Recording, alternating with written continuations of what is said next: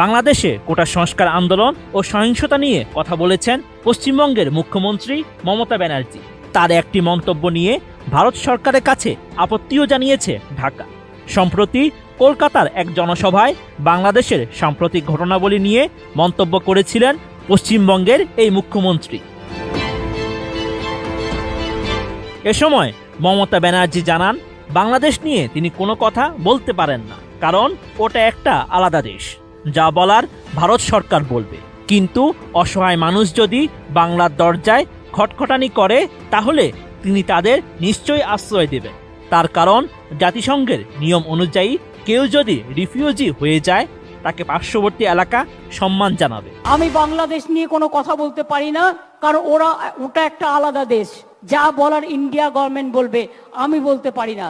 কিন্তু আমি এটুকু বলতে পারি, অসহায় মানুষ যদি বাংলায় দরজা খটখটানি করে আমরা তাদের আশ্রয় নিশ্চয়ই দেব।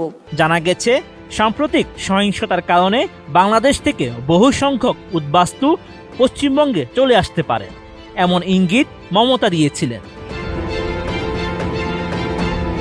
এছাড়াও তৃণমূল কংগ্রেসের প্রধান জানান, বাংলাদেশ নিয়ে তারা যেন কোনো উত্তেজনায় না যায়। এ সময় শিক্ষার্থীদের প্রতি সহমর্মিতা ও দুঃখ প্রকাশ করেন তিনি। সেই সঙ্গে ছাত্রছাত্রীদের মহান প্রাণ, তাজা প্রাণগুলো চলে যাচ্ছে বলে আফসোস করেন মমতা।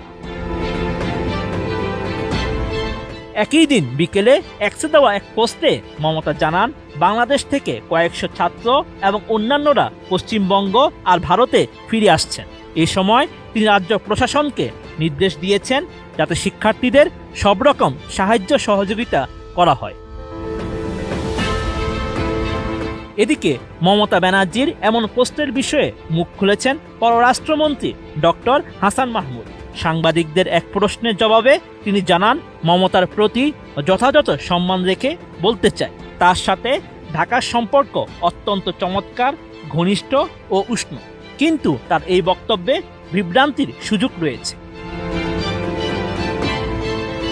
পশ্চিমবঙ্গ মুখ্যমন্ত্রীর ওই ভাষণ নিয়ে কড়া প্রতিক্রিয়া জানিয়েছিল ভারতের ক্ষমতাসীন বিজেপি সরকার।